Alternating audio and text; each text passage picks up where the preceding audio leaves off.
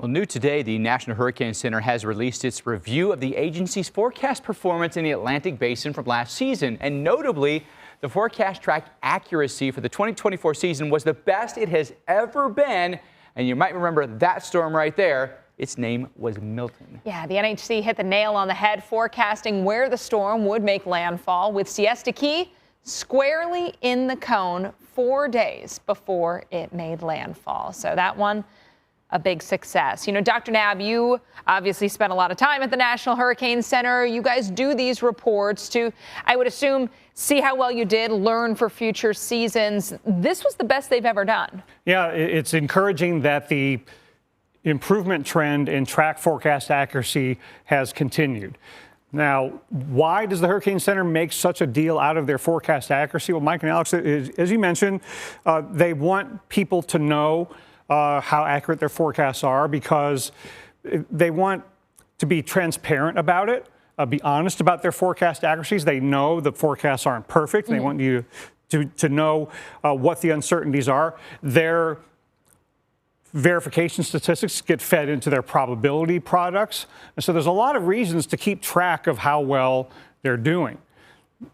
And on track forecast, this trend has been 3 decades ongoing, mainly due to improvements in the track forecast models. But importantly, last year, the Hurricane Center average track forecast error was better than all the models, and it was more consistent than the models, meaning the models can flip back and forth in what we call windshield wipers. Left side, it's right side, it goes all over the place. Hurricane Center tends to make their changes more judiciously, and that is a good thing because it's easier to make decisions when your forecast isn't changing all over the place. So Hurricane Center is more accurate and more consistent than the models. That is fantastic. Now, you look at the trends, and we see them on the map there. It isn't a straight line down. I mean, there are some ups and downs there, but the general trend is downward.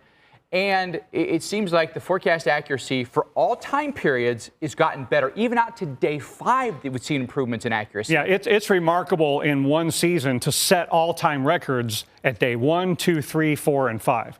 So that is a testament to the models continuing to improve. But there are some other things going on here. One of them is that not every season has hurricanes that are as easy to forecast as other years. And at least contributing to this was Hurricane Beryl.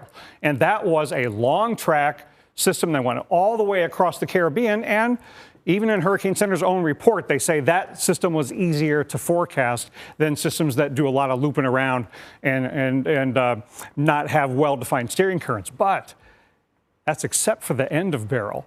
And this reminds us that Milton's dead-on forecast of landfall isn't always going to be the case because 5 days before final landfall, Hurricane Center's track forecast had the landfall in northern Mexico. It ended up making landfall on the right side of the cone, well up the coast in Texas. So we all need to realize that the track forecasts are still not always going to be perfect. Right. And we talked about the intensity. We've seen improvements in that, not the same kind of improvement, drastic like we've seen in track.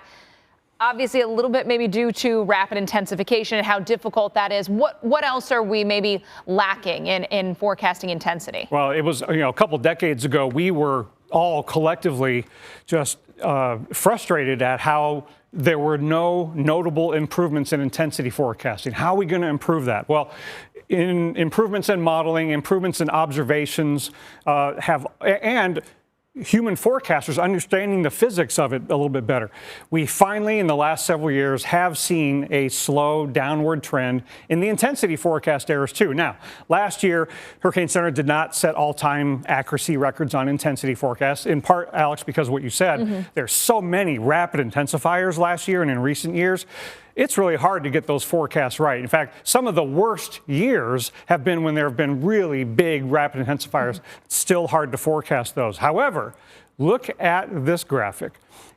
With all of the rapid intensifiers in the last 5 years, compared to previous 5-year periods, in the last 5 years, the Hurricane Center has nearly cut in half their under-intensity bias on rapid intensification forecasts, meaning the humans are getting more aggressive at forecasting rapid intensification when it is anticipated in the likes of Laura 2020, Ian 2022, last year's Helene.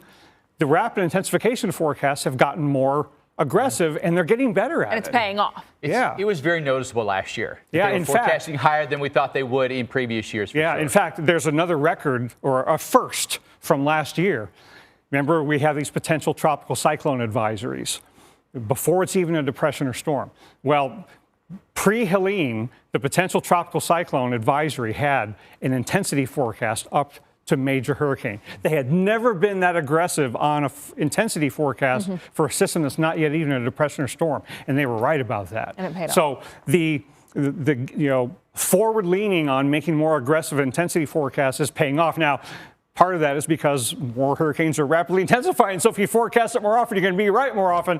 But suffice it to say, we are getting better at intensity forecasting when we couldn't say that several years ago.